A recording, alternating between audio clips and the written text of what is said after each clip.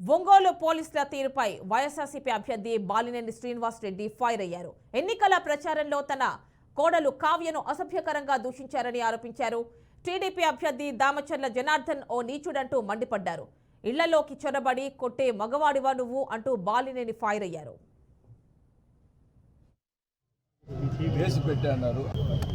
YSR party కార్యకర్తలు మీద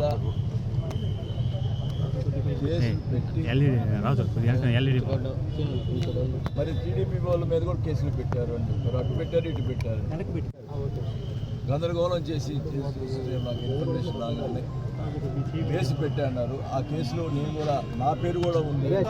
so వాళ్ళందరూ కూడా పెట్టినారు కదా, నన్ను కూడా అరెస్ట్ చేయండి అని చెప్పాను. నా పేరు మీద కూడా ఉంది, నన్ను కూడా మా కార్యకర్తలని అరెస్ట్ చేస్తున్నారు, మనం కూడా చేయమని చెప్పి నేను ఈరోజు స్టేషన్లో తీసుకున్నాను.